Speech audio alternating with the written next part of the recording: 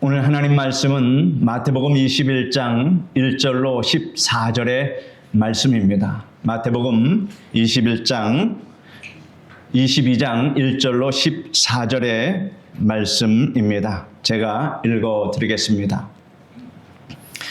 예수께서 다시 비유로 대답하여 이르시되 천국은 마치 자기 아들을 위하여 혼인잔치를 베푼 어떤 임금과 같으니 그 종들을 보내어 그 청한 사람들을 혼인잔치에 오라 하였더니 오기를 싫어하거늘 다시 다른 종들을 보내며 이르되 청한 사람들에게 이르기를 내가 오찬을 준비하되 나의 소와 살찐 짐승을 잡고 모든 것을 갖추었으니 혼인잔치에 오소서 하라 하였더니 그들이 돌아보지도 않고 한 사람은 자기 밭으로 한 사람은 자기 사업하러 가고 그 남은 자들은 종들을 잡아 모욕하고 죽이니 임금이 노하여 군대를 보내어 그 살인한 자들을 진멸하고 그 동네를 불사르고 이에 종들에게 이르되 혼인잔치는 준비되었으나 청한 사람들은 합당하지 아니하니 네 거리 길에 가서 사람을 만나는 대로 혼인잔치에 청하여 오라 한데 종들이 길에 나가 악한 자나 선한 자나 만나는 대로 모두 데려오니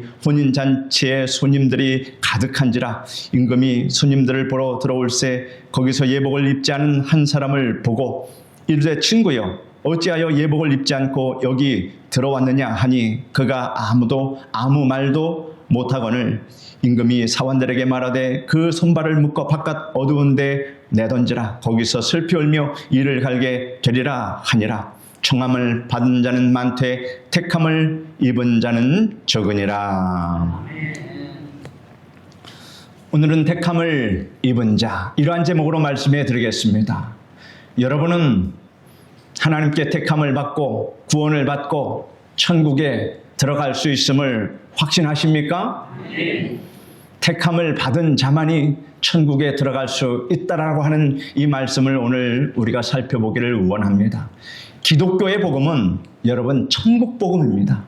천국을 말하지 않는 기독교는 있을 수 없습니다.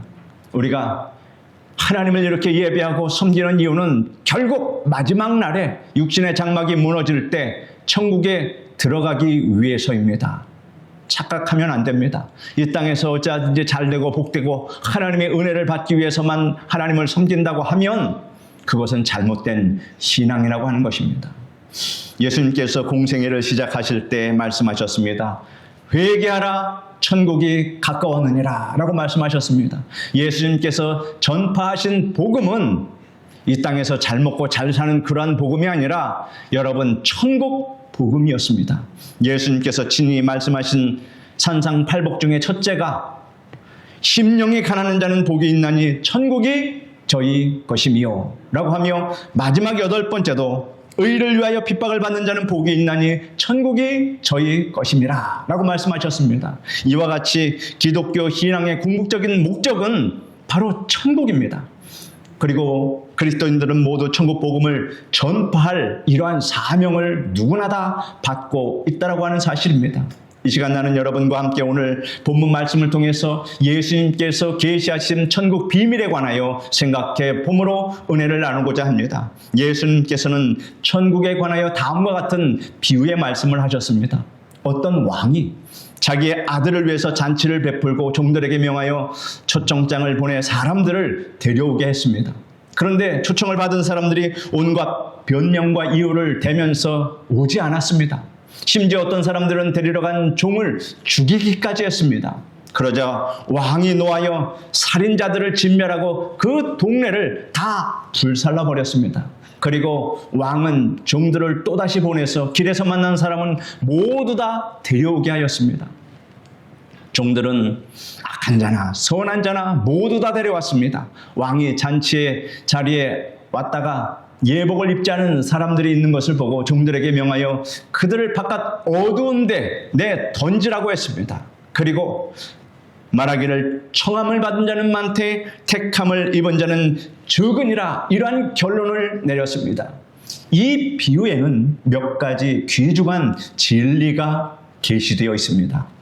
첫째는 본문 말씀은 천국이 어떤 곳인가를 우리에게 잘 설명해 주고 있습니다. 본문은 천국 잔치가 베풀어진 곳, 천국 잔치가 베풀어진 곳 이렇게 표현하고 있습니다. 왕이 자기 아들을 위해 베푼 혼인 잔치라고 표현하였으므로 천국은 하나님께서 베푸신 잔치 자리다라고 하는 것입니다. 일반 잔치가 아니고 하나님이 베푸신 잔치가 있는 곳을 비유한 것입니다. 그러면 잔치가 의미하는 것은 여러분 무엇입니까? 먼저 잔치가 베풀어진 것은 먹을 것이 풍성한 곳입니다. 이와 같이 모든 것이 풍성한 곳이 바로 천국이라는 것을 상징하고 있습니다. 모든 것이 유익한 것으로만 풍성합니다. 이 땅에서 무익하고 고통을 안겨주었던 것들은 다 제거된 그러한 풍성입니다. 이 땅에서 무익하고 고통을 안겨주었던 그런 것들은 무엇입니까? 천국에는 여러분 이러한 것들이 없는데 사망이나 애통하는 것이나 곡하는 것이나 아픈 것이 없습니다.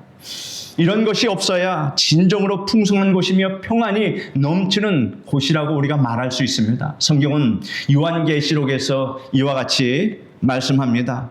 또 내가 새 하늘과 새 땅을 보니 처음 하늘과 처음 땅이 없어졌고 바다도 다시 있지 않더라.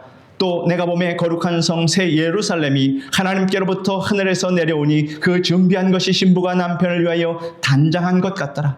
내가 들으니 보좌에서 큰 음성이 나서 이르되 보라 하나님의 장막이 사람들과 함께 있음에 하나님이 그들과 함께 계시리니 그들은 하나님의 백성이 되고 하나님은 친히 그들과 함께 계셔서 모든 눈물을 그 눈에서 닦아 주시니 다시는 사망이 없고 애통하는 것이나 곡하는 것이나 아픈 것이 다시 있지 아니하리니 처음 것들이 다 지나갔음이러라 라고 말씀하고 있습니다. 천국에는 우리의 삶의 풍요로움을 회방하는 것이 여러분 하나도 없다는 사실을 믿으시기를 바랍니다. 하나님께서 모두 다 악한 것을 제거해 주셨습니다. 그 대신 잔치처럼 풍성한 모든 것이 여러분을 위해서 예비되었다는 이 사실을 믿으시기를 바랍니다. 천국은 황금 보석으로 지은 찬란한 곳이며 생명수의 강이 흐르고 생명나무가 달마다 열매를 맺습니다. 그래서 천국에서는 그 생명나무를 따 먹음으로 해서 우리가 영원히 산다. 늙지 않고 산다. 아프지 않고 고통을 모르고 슬픔에 눈물이 없는 곳에서 영원히 주님과 행복하게 산다. 이것이 천국의 정의입니다. 천국의 잔치자리에는 항상 기쁨이 넘친다라고 하는 이 사실을 여러분 꼭 아시기를 바랍니다. 기쁨이 있어야 여러분 행복이 넘치고 행복이 넘치면 하나님을 절로 찬양하게 되는 것 아니겠습니까? 울적하고 우울한 상황에 있던 사람들도 잔치자리에 가면 잔치에 참석해서 사람들과 어울려서 그 잔치와 함께 웃고 즐깁니다. 잔치 자리에는 울고 탄식하는 일이 없습니다. 기쁨이 넘칩니다. 이와 같이 천국에는 영원부터 영원까지 기쁨으로만 충만하다고 하는 사실입니다. 그뿐 아니라 잔치에는 부모, 형제, 친척, 이웃이 다 모여서 즐겁게 교제를 나누고 있다고 하는 것입니다. 그러므로 여러분 천국에서 같이 잔치에 참여할 우리 가족들이 빠져 있다면 기뻐도 기쁜 것이 아니다라고 하는 사실을 우리는 잘 알아야 합니다. 혼자서 잔치를 벌이는 것은 없습니다. 마찬가지로 천국은 혼자 고독하게 사는 것이 아니라고 하는 사실입니다. 천국에는 아버지 하나님, 주 예수 그리스도, 보혜사 성령님이 계시고 천사들이 있고 또한 구원받은 우리 성도들이 다 모여 있는 곳입니다. 삼위일체 하나님과 하나님을 경외하고 주님을 믿는 모든 하나님의 백성들이 함께 모여서 즐거운 대화를 나누며 아름다운 교제를 나누는 곳이 바로 천국입니다. 성도 여러분, 우리 모두가 다 천국에서 다시 만나기를 바랍니다. 그러므로 이 땅에서 서로 성도에게 좋은 아름다운 추억을 많이 만드십시오. 그래서 그 아름다운 추억을 천국에서 같이 공유하며 판가히 맞이하며 기쁨을 누리시기를 바랍니다. 이것이 이 땅에서 우리가 준비해야 할 천국에 들어가서 기쁨을 누릴 수 있는 그 준비를 하는 것이 성도들과 같이 이렇게 신앙 공동체 생활을 한다라는 것입니다. 잔치가 베풀어지는 것은 모든 것이 풍부하고 기쁨이 넘치고 아름다운 교제가 있는 것입니다.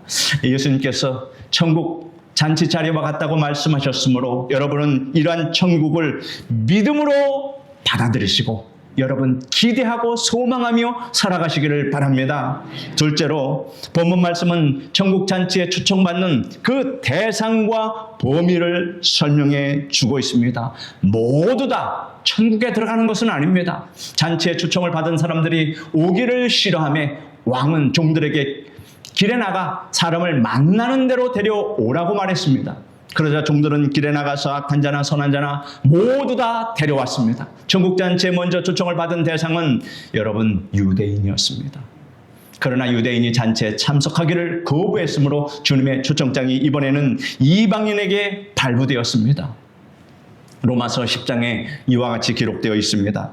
성경에 이르되 누구든지 그를 믿는 자는 부끄러움을 당하지 아니하리라 하니 유대인이나 헬라인이나 차별이 없음이라. 한 분이신 주께서 모든 사람의 주가 되사 그를 부르는 모든 사람에게 부유하시도다. 누구든지 주의 이름을 부르는 자는 구원을 받으리라 라고 말씀하고 있습니다.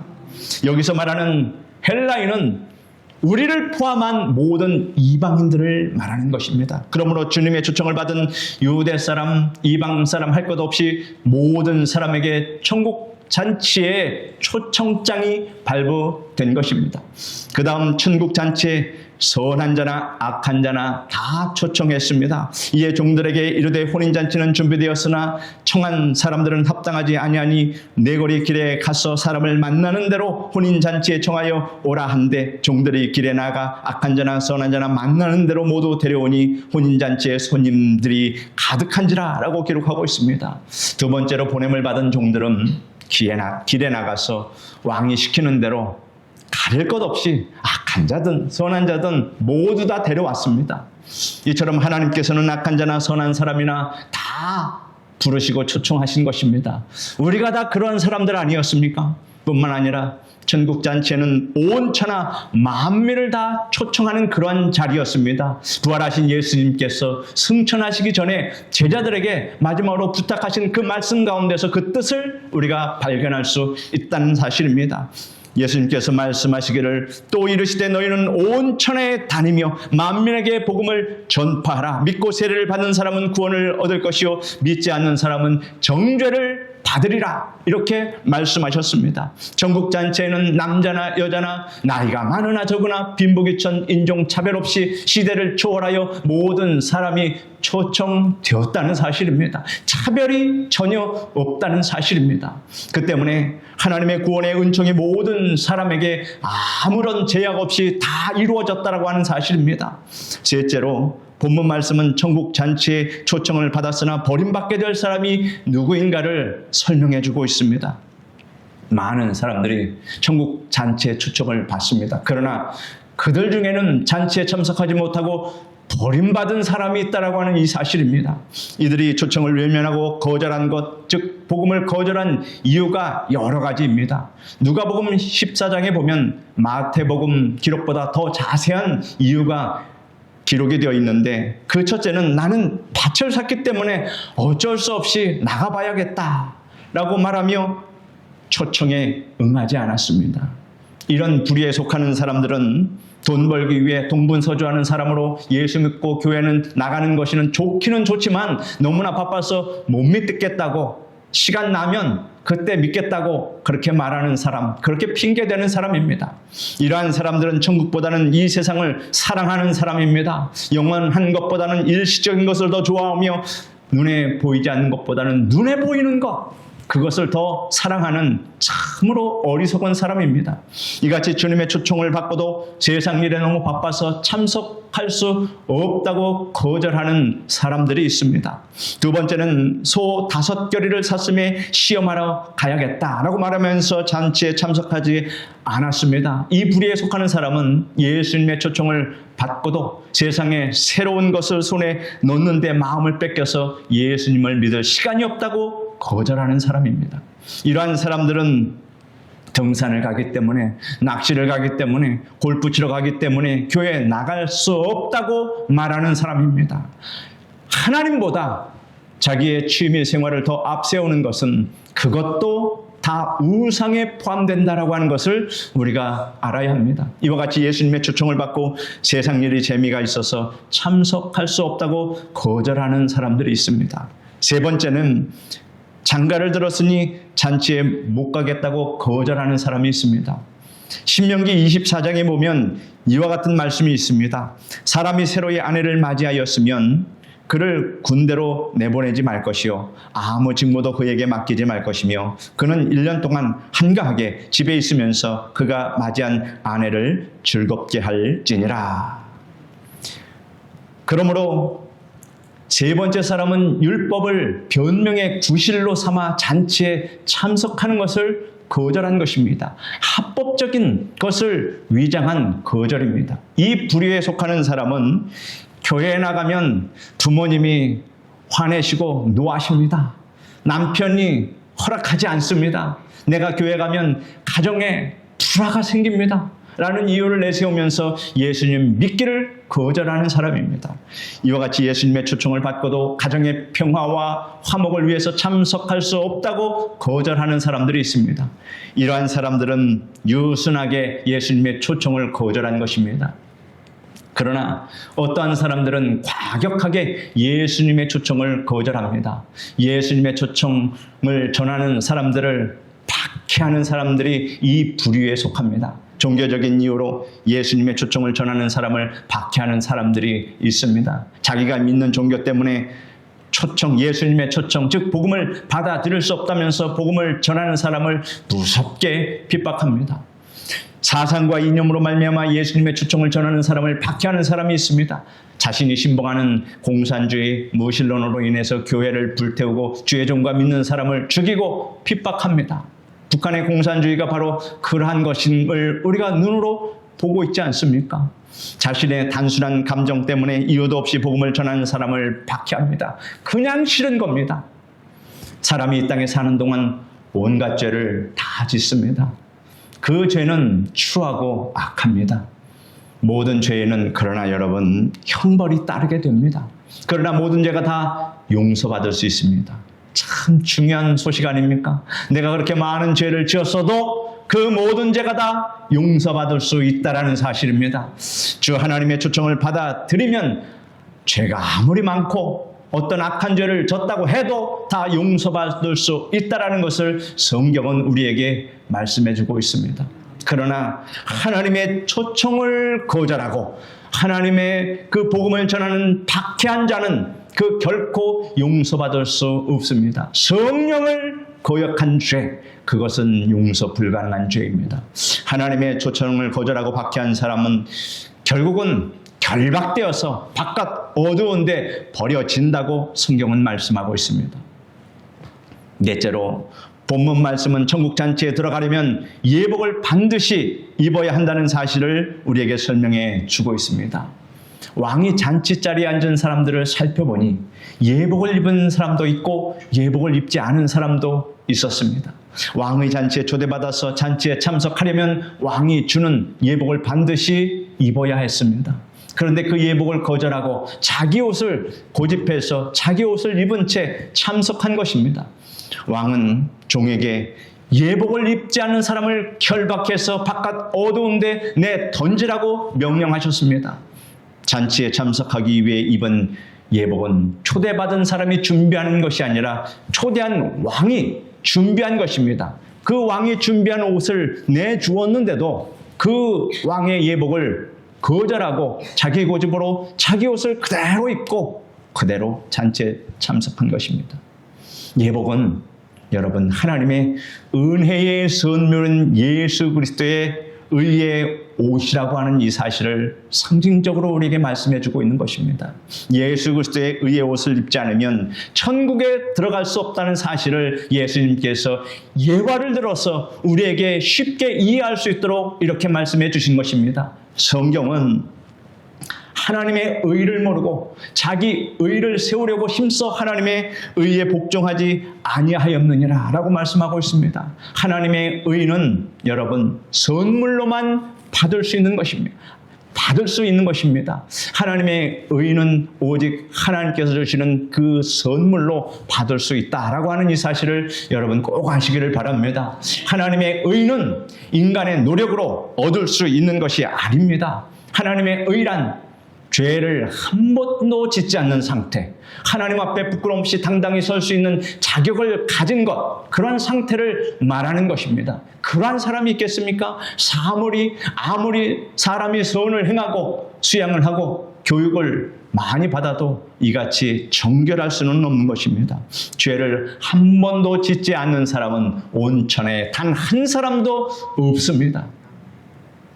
사람은 태어날 때부터, 왜냐하면 죄의 성을 가지고 죄를 짓는 성질을 가지고 태어났기 때문에 세상에서 생각으로 또 말로 행동으로 온갖 죄를 다 저지르며 죄를 짓고 살아갑니다. 그 때문에 인간의 힘으로는 죄를 짓지 않을 수 없으며 그 죄를 스스로 씻을 수도 없습니다. 인간의 노력으로 죄를 씻으려고 하는 것은 마치 진흙탕물로 씻어서 깨끗하게 하려는 것과 같습니다. 깨끗하게 무엇인가를 닦으려고 더러운 걸레로 닦는 것과 다를 바가 없다라고 하는 것입니다. 여러분, 걸레는 빨아도 걸레입니다. 우리가 아무리 깨끗하려고 수양을 하고 온갖 노력을 다해도 우리는 걸레와 같이 더러운 존재라고 하는 사실을 숨길 수 없습니다. 이것이 인간의 타락한 본질이라고 하는 것을 알 때에 우리가 구원을 받기 위해서는 하나님의 의의 선물, 그것을 우리가 꼭 받아야 한다라고 하는 이 사실을 여러분 꼭 아시기를 바랍니다. 그러므로 인간의 힘으로는 결코 의롭게 될 수 없다. 이것이 결론입니다. 그럼에도 불구하고 자기의 힘으로 의롭게 되려고 하는 사람들이 있습니다. 이러한 사람들은 예복을 입지 아니한 사람들입니다. 하나님께서 선물로 주신 의의 예복을 거절하고 자기의 의의 옷을 입으려고 하는 사람들입니다. 겸손하지 못한 사람들입니다. 반드시 멸망당합니다. 이러한 사람들은 예수님의 의의 옷이 무엇인지 알지도 못하고 왜 입어야 하는지도 더욱 알지 못합니다. 그저 피상적으로 교회에 다니는 사람과 똑같습니다. 피상적으로 그저 주일이니까 늘 습관적으로 교회 가서 예배 드려야 하니까 이러한 마음으로 교회에 다니는 사람과 똑같다라고 하는 사실입니다. 어떤 사람은 기독교를 세상의 여러 종교 가운데 하나라고 생각하고 교회의 모든 의식과 모든 활동에 적극적으로 참여합니다. 어떤 사람은 기독교를 윤리적, 도덕적 종교라고 생각하고 윤리적으로, 도덕적으로 더욱 교양 있는 사람이 되고자 해서 교회를 다니는 사람이 있습니다. 이들은 지옥이 실제로 있는 것이 아니고 사람들로 하여금 윤리적으로, 도덕적으로 삶을 살도록 하기 위해서 그저 지어낸 이야기에 지나지 않는다라고 피상적으로 생각하는 사람이 있습니다. 착각입니다. 또 다른 사람은 교양을 얻고 새로운 지식을 얻고 취미 생활에 도움을 얻기 위해서 또 여러 사람들과 좋은 교제를 하기 위해서 이웃과 사귀기 위해서 교회에 나오는 사람도 있습니다. 위의 사람들은 기독교의 참된 진리 속으로 나아가지 못하고 언제나 수박, 겉핥기와 같이 기독교의 종교의식과 표면적인 모든 행동만을 취합니다. 구원이 있을 수 없습니다. 그러면서도 자기 자신은 천국에 간다고 착각하는 사람이 있습니다. 여러분, 단언코 성경은 그런 사람은 천국에 못 간다고 선언하고 있습니다. 초청을 받았지만 택함받지 못한 그러한 사람에 속한다라고 하는 것이 오늘 말씀의 중요한 포인트입니다. 나중에 주님 앞에 설 때에 이렇게 말할 것입니다. 나도 교회 다녔습니다. 기도도 하고 찬송도 하고 헌금도 많이 하고 봉사도 열심히 했습니다. 라고 말할 것입니다. 그러나 여러분, 주님께서 뭐라고 말씀하시는지 아십니까? 임금이 사원들에게 말하되 그 손발을 묶고 바깥 어두운 데 내 던지라. 거기서 슬피 울며 이를 갈게 되리라. 이렇게 말씀하실 것이라고 오늘 성경은 우리에게 전해주고 있습니다. 이 세상에 사는 사람 모두 다 천국 잔치에 다 초청받았습니다. 유대인도 헬라인도 지혜 있는 자도 야만인도 악한 자도 선한 자도 모두 초청받았습니다. 그러나 택함을 받은 자는 적다라고 하는 것이 오늘 말씀입니다. 어떤 사람은 초청을 부드럽게 거절합니다. 그런 사람 보지 않습니까? 다음에 나가지요. 맨날 다음입니다. 언제가 끝인지 모릅니다.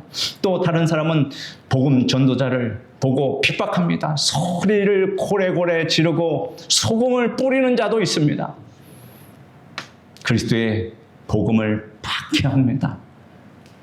적그리스도 악한 자입니다. 또 어떤 사람은 교회에 열심히 출석하기는 하나 가라지 쭉정이 신자가 있다라고 하는 사실을 여러분 아시길 바랍니다. 예수 그리스도의 의를 믿음으로 받아들이지 않고 자기 의를 세우려는 사람이 바로 쭉정이 신자입니다. 그러므로 우리는 항상 근신하며 과연 내가 알곡 신자인가? 쭉정이 신자인가? 여러분 냉혹하게 여러분 자신을 판단하시길 바랍니다. 여러분 자신에게 너그러운 마음으로 스스로 판단하지 말고 하나님의 말씀을 기준으로 여러분 자신을 판단하시길 바랍니다. 그러면 정확한 판단을 하나님께서 여러분 심령 가운데 내려주십니다. 너는 알곡이니라. 아멘. 여러분 다 알곡 신자가 되기를 바랍니다. 예수님께서 우리를 위해서 십자가 위에서 몸 찢기시고 피 흘려 죽으심으로 그 보혈이 우리 죄를 다 씻어주심을 여러분 믿으시기를 바랍니다. 이러한 사람이 알곡 신자요 택함을 받은 사람입니다. 그러한 원리에 대해서 왜냐고 묻지 않습니다. 하나님께서 정하셨고 주님의 보혈이 우리 죄를 씻는다는 사실을 그대로 어린아이와 같이 믿고 순종하는 사람입니다. 그리고 예수님의 이름을 찬송하면서 주님께서 의의 옷을 입혀주신 것을 감사하며 확신하며 즐겁게 살아갑니다. 이러한 사람은 자기의 의를 내세우지 않습니다. 예수님을 믿은 후부터 도덕적이고 윤리적인 바른 삶을 살지라도 하나님 앞에서 자랑하지 않고 항상 겸손합니다. 구원을 받고 의의 옷을 입었기 때문에 의로운 자답게 구원받은 자답게 살기 위해서 노력하는 사람입니다. 이와 같이 순종과 믿음의 사람이 곧 택함을 입은 사람이라고 하는 이 사실을 여러분 믿으시기를 바랍니다. 사랑하는 성도 여러분, 여러분은 이미 초청을 받은 사람입니다. 믿습니까? 네. 초청을 받았기에 이 자리에 다 앉아 있습니다. 그런데 여러분 가운데 이미 택함을 받은 사람도 있고 아직 택함을 입지 못한 사람도 있다라는 엄연한 사실이 있습니다. 하나님께서 초청을 받은 여러분 스스로가 택함을 입은 자리에 들어오기를 하나님께서는 간절히 원하십니다. 그러므로 하나님께서는 여러분의 문 밖에서 여러분의 마음을 두드리십니다. 그 문은 밖에서 열 문고리가 없습니다. 여러분이 안에서 열어야만 열려지는 문입니다. 그러므로 그 문을 열 때 예수님께서 그에게 들어가서 그로 더불어 먹고 여러분은 예수 그리스도와 함께 살게 된다는 이 사실을 꼭 아시길 바랍니다. 그러므로 여러분은 모두 진실한 순종과 믿음으로 주님의 구속의 은총을 받아들이고 주님의 의의 옷을 입고 영광스러운 잔치에 참석하게 되시기를 예수님의 이름으로 축원드립니다. 기도하겠습니다. 거룩하신 하나님 아버지께서 오늘 말씀 가운데서 택함받은 사람이 누구이며 택함받지 못하고 바깥 어두운 곳에서 이를 갈며 하나님 멸망을 당하는 자가 누구인가를 분명하게 말씀하여 주셨사오니 이 구원의 분명한 진실을 하나님 스스로 왜곡해서 하나님 말씀을 변경하는 일이 없도록 우리 성도들의 믿음을 굳건하게 하여 주시옵시고 이 말씀을 어린아이와 같이 분명하게 믿음으로 받음으로 우리 성도들이 다 택함받은 그러한 성도들이 되게 하여 주시옵소서. 예수님의 이름으로 기도드립니다. 아멘.